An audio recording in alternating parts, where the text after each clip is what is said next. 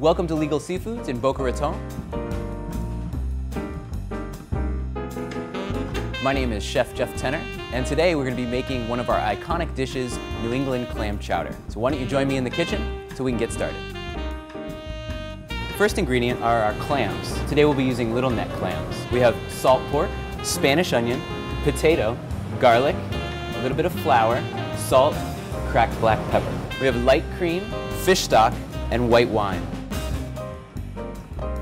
We're going to take our little neck clams, make sure you wash them first well, just in cold running water. Put them into a sauce pot, and I like to just cover them in a little white wine, and then you're going to turn on the heat.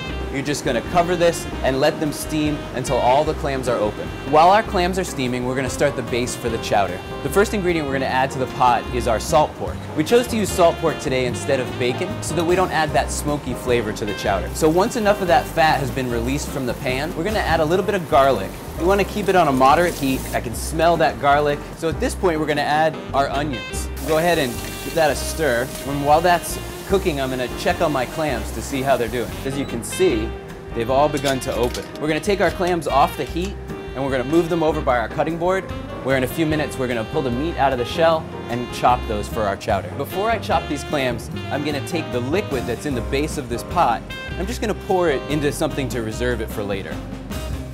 So my onions are becoming translucent, which means I'm almost ready for my next step. I'm just going to add a little bit of flour to these onions, a few tablespoons at the most. And I just want that to cook on this low heat for about a minute. At this point, I'm going to add my fish stock. The next thing we're going to add is that clam broth that we saved. And we're going to continue to simmer that. Now we're going to go ahead and you're just going to take the meat right out of the shell, comes right out, and we're just going to chop these just a little. I don't want to mince the clams, I just want to chop them so that they're in bite-sized chunks.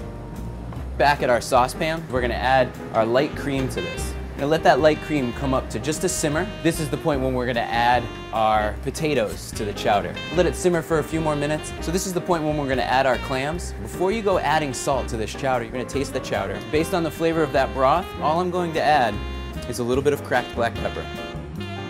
Okay, our chowder's finished, and now comes the fun part. We're going to enjoy a bowl of our New England clam chowder. And here you have the finished New England clam chowder. You can try making this at home, or come on down to Legal Seafoods in Boca Raton and enjoy one of our iconic New England dishes. What, Boca Raton, Florida? Again,